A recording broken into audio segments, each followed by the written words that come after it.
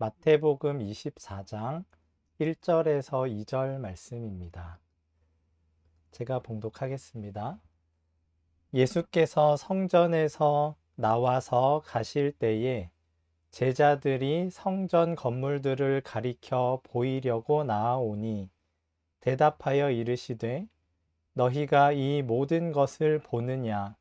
내가 진실로 너희에게 이르노니 돌 하나도 돌 위에 남지 않고 다 무너뜨려지리라. 아멘. 네, 성도님들 혹시 우리나라에서 제일 높은 건물이 어디인지 아십니까? 네, 그 잠실에 있는 롯데월드 타워라는 건물이 우리나라에서 제일 높다고 하더라고요. 554.5m 정도의 높이고 세계에서 5번째로 높은 건물이라고 합니다. 가보신 적이 있으신지 모르겠네요. 저는 한 번 정도 가봤는데 이렇게 건물 밑에서 꼭대기를 한번 보려고 이렇게 고개를 들었어요. 근데 아무리 들어도 꼭대기가 안 보이더라고요. 그래서 또 막 이렇게 계속 겨우겨우 해가지고 겨우겨우 봤는데 그런 건물이 예루살렘에도 있었습니다. 2000년 전 예루살렘에 성전이 그런 느낌을 주는 건물이었습니다. 그 건물들을 이제 제자들이 예수님께 보여주죠. 이거 와 너무 멋있지 않습니까? 너무 의리의리하지 않습니까? 이런 거를 제자들이 나와서 예수님께 말해요. 오늘 본문의 1절에 예수께서 성전에 나와서 가실 때에 제자들이 성전 건물들을 가리켜 보이려고 나아오니. 네, 이 당시의 예루살렘 성전은 헤롯 대왕이라는 왕이 증축을 시작했던 건물이었습니다. 이 헤롯 대왕이 주전 19년부터 성전을 증축 공사를 해왔는데요. 예수님께서 사역하던 당시가 한 46년 차쯤 되는 시기였어요. 성전 중축 공사를 한 지 46년째가 된 시점이었고 그 성전 중축 공사의 완공은 주후 63년경에야 완공이 되었다고 합니다. 그러니까 총 공사 기간이 80년이 넘는 아주 오랜 시간 동안 가꿔왔던 그런 건물이었습니다. 헤롯 대왕이 주전 19년부터 증축 공사를 시작을 해서 중요한 부분은 10년 만에 다 완성을 했는데 외부의 뜰들과 전체적인 장식을 위해서 이렇게 70년 넘는 세월이 소요가 된 거예요. 그 건물이 지금은 무너져서 어떤지 자세히는 모르지만 매우 귀한 재료들로 매우 아름답게 많은 사람들의 공을 들여가지고 지었던 건물이었을 것으로 예상을 하고 있어요. 헤롯 대왕이 이렇게 성전을 증축한 이유는 유대인들의 환심을 사고 싶었기 때문입니다. 헤롯 대왕은 에돔인이었습니다. 유대인이 아니었어요. 그런데 이 에돔인이 어떻게 유대인의 왕이 될 수 있었는가 하면 헤롯 대왕이 당시 로마 당국과 친분이 있었습니다. 그래서 로마의 임명을 받아서 유대의 왕으로서 통치를 했습니다. 유대인이 아닌 이방인의 왕이었기 때문에 헤롯을 유대인들이 좋아하지를 않았습니다. 사사건건 반대를 했고 반역의 시도들도 꽤 있었어요. 예수님께서 태어나실 때도 동방 박사들이 유대인의 왕으로 나시니까 어디 있냐고 물어봤을 때 발칵 뒤집히잖아요. 이 반역에 대한 트라우마가 있었고 그런 반역을 진압하려는 이유로 2살 밑에는 다 죽이라고 그러한 잔혹한 명령을 내렸던 헤롯 대왕입니다. 그가 유대인들의 그러한 불만을 잠재우기 위해서 적극적으로 펼쳤던 정책이 성전을 증축하는 일이었습니다. 500여 년 전에 스룹바벨에 의해서 지어진 성전이 오랜 세월을 지나면서 많이 낡았거든요. 그래서 그 성전을 멋있게, 웅장하게 지어주는 것을 통해 이제 유대인들의 마음을 샀던 것이죠. 그러한 시도가 꽤 성공적이었습니다. 유대인들이 성전을 재건하겠다는 것을 몹시 환영했어요. 왜냐하면 성전이 유대인들에게 매우 소중한 의미를 지닌 곳이기 때문입니다. 성전은 다윗 왕의 아이디어에서 시작이 되었습니다. 사무엘 하 7장 2절에 다윗 왕이 나단 선지자에게 이렇게 말합니다. 볼지어다 나는 백향목 궁에 살거늘 하나님의 궤는 휘장 가운데에 있도다. 네. 다윗이 백향목 궁에 거하게 되자 자기는 백향목 궁에 거하는데 하나님의 궤가 휘장에 있는 것이 영 못마땅했던 것 같아요. 다윗은 사무엘하 5장 11에서 12절에 이렇게 대접을 받았습니다. 두로왕 히람이 다윗에게 사절들과 백향목과 목수와 석수를 보내매 그들이 다윗을 위하여 집을 지으니 다윗이 여호와께서 자기를 세우사 이스라엘 왕으로 삼으신 것과 그의 백성 이스라엘을 위하여 그 나라를 높이신 것을 알았더라. 두로왕 히람이 다윗에게 백향목 궁을 지어주자 하나님께서 허락해 주신 은혜구나. 하나님께서 자신을 왕으로 세워주셨고 자신의 나라를 높여주셨구나. 이러한 생각을 하게 됩니다. 이 하나님께서 그에게 허락해 주신 은혜가 너무나 크고 너무나 값진 거라는 생각을 했던 거죠. 너무 큰 은혜를 받아서 뭐라도 하나님을 위해 하고 싶은 마음이 생겨서 이제 나도 백향목으로 만든 궁에 거하니 하나님을 위해서도 내가 좀 집을 짓고 싶습니다. 이런 말을 했고 거기에 대해서 하나님께서 다윗에게 이렇게 대답하십니다. 가서 내 종 다윗에게 말하기를 여호와께서 이와 같이 말씀하시되 내가 나를 위하여 내가 살 집을 건축하겠느냐. 내가 이스라엘 자손을 애굽에서 인도하여 내던 날부터 오늘까지 집에 살지 아니하고 장막과 성막 안에서 다녔나니 이스라엘 자손과 더불어 다니는 모든 곳에서 내가 내 백성 이스라엘을 먹이라고 명령한 이스라엘 어느 지파들 가운데 하나에게 내가 말하기를 너희가 어찌하여 나를 위하여 백향목 집을 건축하지 아니하였느냐고 말하였느냐. 성전을 건축하라는 명령을 하나님께서 내리신 적이 한 번도 없으셨던 겁니다. 하나님께서는 광야에 생활을 할 때 만든 휘장, 성막 가운데 거하시겠다고 하셨지 집을 지으라는 명령을 하신 적이 없어요. 그런데 다윗이 하나님께서 자신에게 백향목 궁을 지어주시자 그에 대한 감사의 마음으로 그 은혜에 대한 감격의 마음으로 집을 지어드리고자 하는 마음을 품었던 것에 대해서 매우 매우 기특하게 생각하신 겁니다. 그래서 계속 말씀하십니다. 그러므로 이제 내 종 다윗에게 이와 같이 말하라.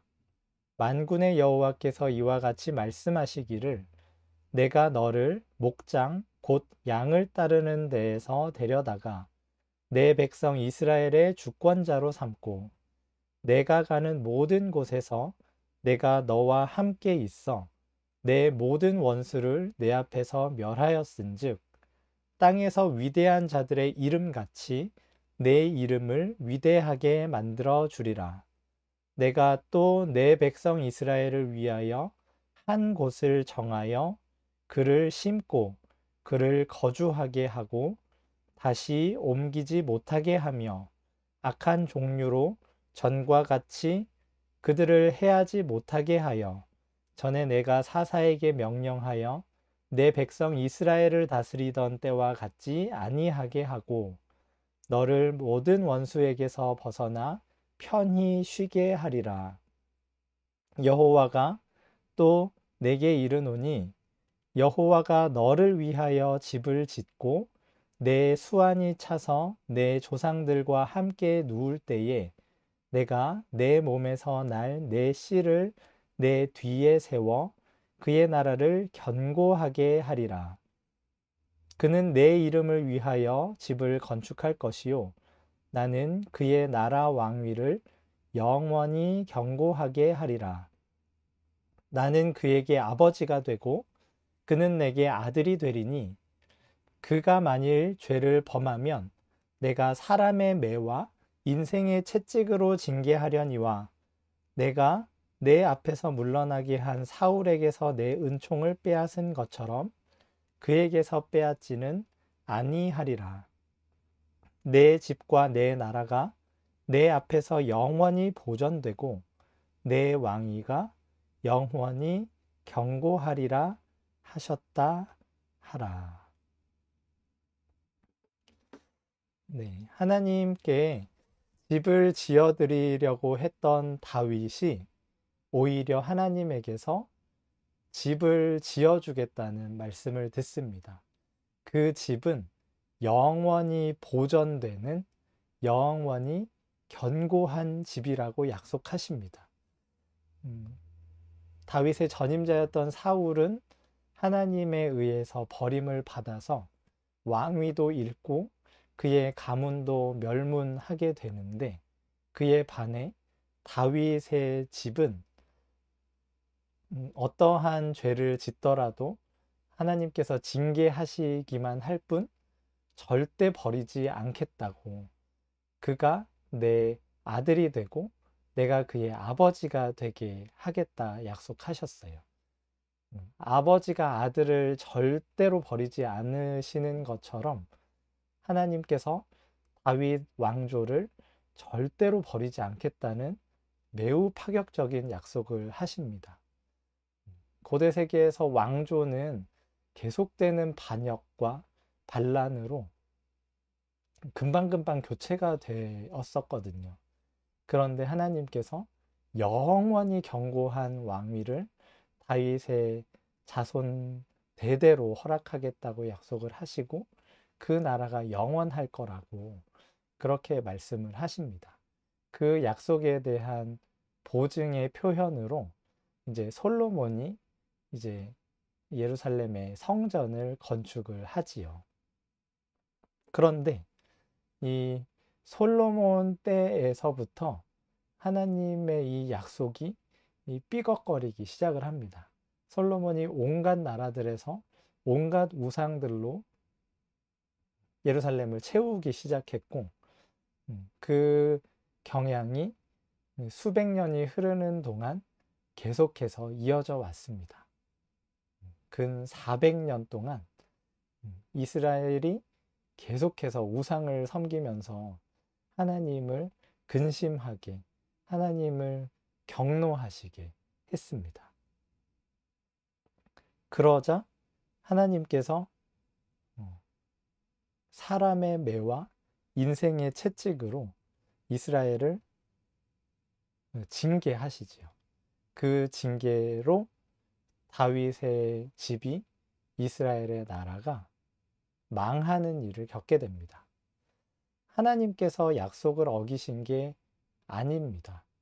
영원히 경고할 거라고 하셨지만 그 약속을 이스라엘이 버린 것입니다. 하나님께서는 그 나라를 영원히 유지시킬 마음이 너무나 많으셨지만 이스라엘이 하나님과의 언약 관계를 버렸기 때문에 어쩔 수 없이 그들을 징계하셨습니다. 이스라엘이 망했고 유다 왕조, 다윗 왕조가 흔적도 없이 사라져 버렸습니다. 오랜 세월이 지났거든요. 예루살렘이 함락된 지 500년이 지나도록 다윗 왕조가 재건이 되지를 못했습니다. 이 인생의 채찍, 사람의 매라는 이 징계가 생각보다 엄청 무서운 거였습니다. 조금 혼내시다가 회복시켜 주시겠지 한 게 아니라 500년이 지나도록 그 약속이 이루어지지를 못했어요. 그런데 하나님께서 이렇게 바벨론에 의해 이스라엘이 망하게 하신 후에 그들을 다시 가나안 땅으로 불러 모으십니다. 하나님께서 이 절대 버리지 않겠다. 아들이 아버지에게 잘못을 했다고 해도 아버지가 아들을 버리지 않는 것처럼 내가 너를 절대 버리지 않겠다 하신 그 약속의 일부의 성취로 이스라엘 사람들이 다시금 가나안 땅으로 돌아오는 일을 겪게 하십니다. 유대인들이 가나안 땅으로 돌아와서 가장 먼저 할 일이 성전을 건축하는 일이었습니다. 역대하 36장 23절에서 바사왕 고레스가 이같이 말하노니 하늘의 신 여호와께서 세상 만국을 내게 주셨고 나에게 명령하여 유다 예루살렘에 성전을 건축하라 하셨나니 너희 중에 그의 백성된 자는 다 올라갈지어다. 너희 하나님 여호와께서 함께 하시기를 원하노라 하였더라. 네. 우리 한국어 성경은 이 역대기가 역사서로 중간에 있는데요. 구약 성경, 히브리어로 된 구약 성경에는 역대기가 구약 성경의 제일 마지막에 있습니다. 방금 제가 읽은 이 구절이 히브리어로 된 구약 성경의 제일 마지막 구절이에요. 성전을 건축하라. 그의 백성된 자는 다 올라가라. 하는 말이 이 구약 성경의 마지막 말씀이었습니다. 이스라엘이 하나님의 징계로 나라를 잃고 이 고통 가운데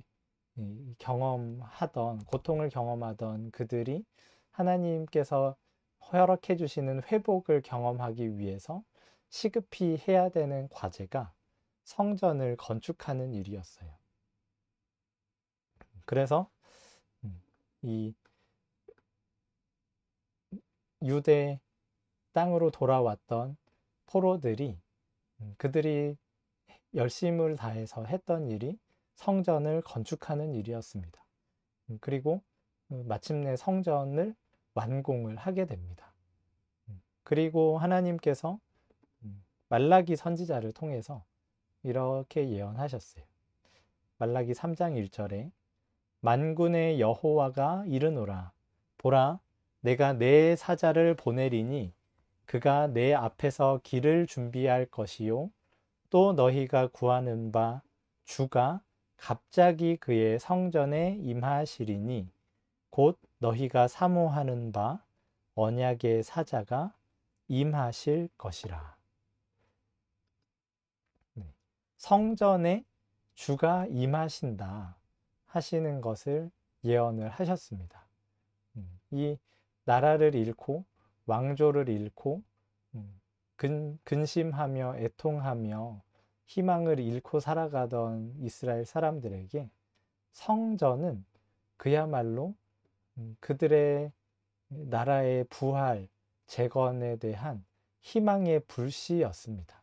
성전을 사랑하고 가꾸고 섬기는 것이 하나님의 약속, 다윗에게 하나님께서 해주셨던 그 약속이 온전히 성취될 것을 믿고 기다리는 하나의 표시가 되었던 것이지요. 그래서 유대인들이 500년이 넘게 성전을 열심히 가꾸었습니다. 이제 그 옛날 자기의 조상들이 했던 일과 같은 이방신들을 섬기는 것은 철저히 금했습니다. 자신들은 우상을 다 버렸다고 생각했을 것이고 살아계신 하나님을 섬기며 하나님의 구원을 기다린다. 이런 의식이 있었을 거예요. 그래서 이제 헤롯 대왕이 성전을 중축하는 것도 적극 동참하면서 성전을 40년 넘게 열심히 아름답게 꾸며오고 있었습니다. 그런데 하나님, 예수님께서 이 성전을 보시고 이렇게 말씀하십니다. 오늘 본문의 2절 말씀에 대답하여 이르시되 너희가 이 모든 것을 보지 못하느냐? 내가 진실로 너희에게 이르노니 돌 하나도 돌 위에 남지 않고 다 무너뜨려지리라. 이 우상이, 이 성전이 다 무너뜨려질 것이라고 예수님께서 말씀하십니다. 왜 무너뜨려지는 걸까요? 지금 하나님께서 예언하신 주의 사자가, 주의 언약의 사자, 그들이 기다리고 기다리던 메시아 그리스도께서 성전에 임하시는데, 그래서 지금 성전을 아름답게 웅장하게 꾸미고 있는데 예수님은 왜 이 성전이 무너진다고 말씀을 하신 것일까요? 이 성전이 우상이기 때문입니다. 열심을 다해서 그들이 가진 모든 재물들, 열심들, 노력들 다 들여서 웅장하고 아름답게 지어 놓았지만 그것이 어느 순간 우상이 되어버리고 만 것입니다. 성전은 원래 하나님과 언약 관계에 있다는 것을 드러내는 표였습니다. 하나님께서 그들을 다스리신다는 것, 하나님과 그들이 친밀한 관계에 있다는 것을 드러내는 장소가 성전이었는데 거기가 그러한 기능은 제대로 발휘하지 못하고 강도의 소굴로 바뀌었기 때문이지요. 마태복음 21장 13절에서 주님이 말씀하십니다. 그들에게 이르시되 기록된 바 내 집은 기도하는 집이라 일컬음을 받으리라 하였거늘 너희는 강도의 소굴을 만드는도다 하시니라. 예수님께서 유월절 순례를 위해서 성전에 도착하셨을 때 도착하신 그 다음 날 하신 일입니다. 성전에 가셔서 매매하는 자들을 다 쫓아내시면서 이렇게 말씀하셨어요. 내 집은 기도하는 집이라 일컬음을 받으리라 하였거늘 너희는 강도의 소굴을 만드는도다. 성전은 하나님께 기도하는 곳, 하나님과 언약 관계 안에서 하나님과 친밀한 교제를 나누는 곳이어야 하는데 너희가 그곳을 강도의 소굴로 만들었다. 성전의 본래 의미와 목적은 다 사라지고 거기에 욕심이 가득하다 하는 것을 지적하십니다. 더 웅장하고 더 아름답게 성전을 지어야겠다는 욕심에 그들의 정신이 팔려버린 것입니다. 하나님의 이름을 위한 곳이지요. 성전은 하나님의 이름을 나타내는 곳이다. 그러니까 이 성전은 웅장하게 아름답게 지어야 한다 하는 생각을 그들이 자연스럽게 했을 것입니다. 그런데 그 하나님의 이름이라는 명분 뒤에 자신들의 이름을 교묘하게 끼워 넣었던 것입니다.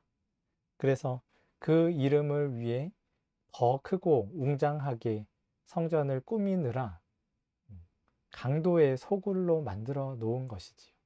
성전에 들어갔었던 그 모든 재물들과 노력들이 하나님께서 사랑하시는 하나님의 백성들을 향한 관심과 그들을 향한 돌봄으로 사용이 되었다면 주님께서 이렇게 이것들이 다 무너뜨려질 거라고 말씀하지 않으셨을 것입니다.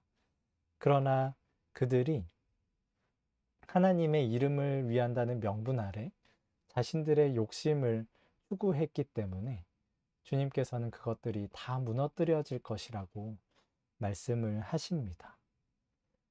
물론 그들이 이방신들을 섬기지는 않았습니다.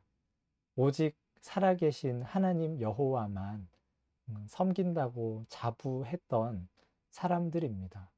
주님께서 명하신 것들을 어렸을 때부터 열심을 다해 지켜오고 있다는 자부심으로 가득했던 사람들입니다. 그런데 그 사람들 역시 우상 숭배에 빠지고 말았습니다. 하나님께서 하지 말라고 하셨던 내 앞에 다른 신을 두지 말라고 하셨던 그 명령에 은근슬쩍 자기 자신을 올려두는 죄를 그들 역시 여전히 범하고 있었던 것이지요. 이러한 우상 숭배의 함정은 2000년 전 유대인들의 종교 지도자들만 빠지는 함정이 아닙니다. 오늘날 우리도 살아계신 하나님, 살아계신 예수님을 믿고 따른다고 자부하는 우리도 얼마든지 쉽게 빠질 수 있는 함정입니다. 부패한 우리 마음은 하나님의 말씀도 하나님의 성전도 우리 욕심을 따라 마음대로 바꾸어 놓기가 쉽지요. 우리의 죄를 위해서 십자가에 달리신 분을 믿는다고 하면서도 예수님께서 우리에게 요구하시는 것은 하나도 행하지 않을 수 있습니다. 예수님이 우리의 구원자, 우리의 왕이라고 고백하면서도 그 왕에 대한 순종은 전혀 하지 않을 수 있습니다. 왕에 대한 순종, 왕에 대한 헌신은 쏙 빼놓고 왕이 주는 유익만 받아 누리려고 하는 것이 우리의 부패한 마음입니다. 예수님께서 주시는 영원한 생명은 뒷전으로 두고 잠시 있다가 사라질 것에 전전긍긍하는 모습을 우리도 충분히 보여줄 수 있습니다. 예수님을 우상으로 만드는 것이지요. 하나님의 이름을 둔 성전을 우상으로 만들었던 2000년 전 유대인과 같은 죄를 우리 역시 범할 수 있습니다. 범할 수 있기보다 범하고 있습니다. 하나님께서 그러한 우리의 모습을 보시면서 몹시 근심하십니다. 우리를 바라보시며 애타하십니다. 매우 매우 고통스러워 하십니다. 우리가 하나님께서 받은 것이 너무너무나 소중하고 너무너무나 고귀한 것인데 우리가 그것들을 그 가치에 합당하게 대우하지 않고 매우 하찮게 여기면서 전혀 가치 없는 것에 하나님께서 우리에게 허락해 주신 이 소중한 삶을 허비하고 있는 모습을 보시면서 주님께서 얼마나 슬퍼하시겠습니까? 유대인들이 80년 넘게 공들여서 세운 성전은 결국 주 70년에 로마 군인들에 의해서 무너뜨려졌습니다. 예수님께서 말씀하신 그대로 이루어졌습니다. 대신에 하나님께서 창세 전부터 진짜 성전이라고 해주신 그 성전을 세우시지요. 고린도 전서 3장 16절에서 하나님께서 우리에게 이렇게 말씀하십니다.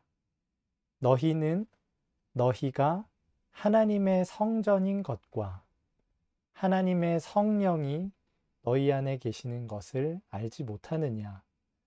누구든지 하나님의 성전을 더럽히면 하나님이 그 사람을 멸하시리라. 하나님의 성전은 거룩하니 너희도 그러하니라. 하나님께서는 우리가 하나님의 성전이라고 말씀하십니다. 이 죄 많고 허물 많은 우리가 하나님의 거룩한 성전이라고 말씀하십니다. 하나님께서 우리를 성전 삼으시기 위해서 예수님께서 진짜 성전 되신 예수님께서 자기의 육체를 우리를 위해서 내어주셨습니다. 우리가 뭔가 착한 일을 많이 하고 우리가 뭔가 대단한 일을 많이 해서 하나님의 성전이 된 것이 아니지요. 예수님께서 성전된 예수님께서 자신의 몸을 찢어서 피 흘리시고 그의 살과 피를 우리의 것 삼아 주심으로 그리고 성령께서 우리 가운데 거하여 주심으로 우리가 예수님 안에서 한 성전으로 그렇게 부름을 받게 됩니다. 우리는 이제 다른 어디에서 성전을 찾을 필요가 없는 존재가 되었습니다. 성령께서 우리 안에 계심으로 우리가 하나님의 성전이 되었습니다. 이제 하나님께서 거룩하다고 하신 그 성전이 정말 거룩해지도록 우리에게 허락해 주신 힘을, 우리에게 허락해 주신 시간과 노력을 다 드려야 할 때입니다. 하나님 아닌 어떤 것으로 내 삶의 의미와 만족을 찾았던 그 모든 시도를 이제는 그만두어야 합니다. 하나님께서는 우리가 그러한 시도를 계속해 가는 것을 음란한 마음과 음란한 눈으로 행하는 가증한 일이라고 말씀하십니다. 우리는 우리를 성전 삼으시기 위해서 자신을 내어주신 예수님을 기억해야 합니다. 그리고 예수님을 하나밖에 없는 아들을 우리를 위해서 내어주신 아버지를 기억해야 합니다. 우리 안에서 계속 발견되는 우상을 부수고 또 부수며 하나님의 성전을 깨끗하게 만들어 가는 일에 하나님께서 우리를 부르십니다. 하나님의 성전은 하나님께서 하나님의 손으로 지으시는 것입니다. 그런데 그 일에, 그 영광스러운 일에 하나님께서 우리를 동역자로 초대하시고 우리를 부르십니다. 우리는 그 부르심에 아멘으로 순종하며 하나님의 인도를 따라가면 됩니다. 2000년 전 유대인들이 세웠던 우상이 무너진 것처럼 우리가 하나님 아닌 어떤 것으로 세우는 그 모든 우상들도 다 무너질 것입니다. 하나님께서는 그 썩어 없어질 것들을 추구하는 삶에서 돌이켜서 영원히 거할 성전을 짓는 일에 우리의 삶을 드리라고 우리를 부르고 계십니다. 이 영광스러운 부르심 앞에 아멘 하고 순종함으로 하나님을 또 찾고 찾으며 우리 안에 우상을 부수고 하나님의 성전이 거하시는 아름다운 성전으로 지어져 가는 우리 모두가 되기를 예수님의 이름으로 축원드립니다. 기도하겠습니다.